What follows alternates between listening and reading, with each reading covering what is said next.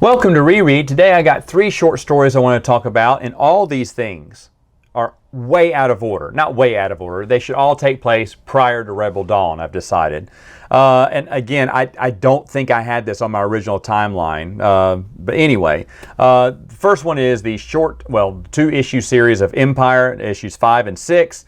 Warrior Princess or whatever. Princess Leia is basically just dodging the Imperials in her Tantive 4 spaceship. She tricks one of them because one of the Imperial officers is about to search her ship and discover what she's carrying for the rebellion, but she tricks him because he's always liked Leia and made advances toward her. So they're being bugged, and she realized the area is being bugged. She says out loud, "Oh, if he investigates me, it will outrage my father, and our marriage, a courting will never take place. If he lets me go, though, it will show me what a gentleman he is." And the Imperial officer's like, "Whoopie doopie," and he lets her go. And then in the next one, she goes to another planet, visits her friend Mia.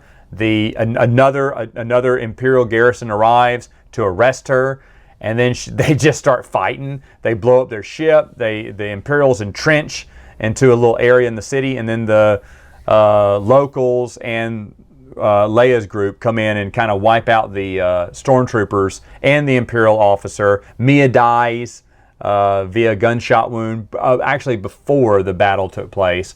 And then Leia's like, "Don't worry, there'll be a new hope," or whatever. It's leading up. She hasn't received the Death Star plans yet, but she is going to Alderaan one more time, she said, before things really start to heat up, is what she says. It's not very good, just like a lot of the Empire comic books were, but again, all this stuff I would definitely put before Rebel Dawn. I wouldn't put it after Rebel Dawn. The next one is a short story called Ringers. It's in Star Wars Adventures Volume 6, Adventure Journal Volume 6. This one is Commander Tambul is trying to find evidence to arrest Alia Dulong and Sadia, a kid who can predict the future winners of a game. I think it's called Ringers. I didn't understand, but they're tossers, and they're trying to get a ringer, and he can just, through the Force, kind of feel who's going to win. And there's a swoop bike race he bets on too, and it's just a betting ring and whatnot. And it's kind of pointless. I don't know the point of it, because eventually Tambul captures Dulong, but can't capture the kid. Who kind of has the Force ability. But that's okay. He didn't believe in the Force anyway, and he'll catch the kid later. So I guess the adventure idea is that you're the kid on the run from the Empire, but why, or from whoever. I don't understand it. In fact, Patricia A. Jackson did not write this. Someone else did.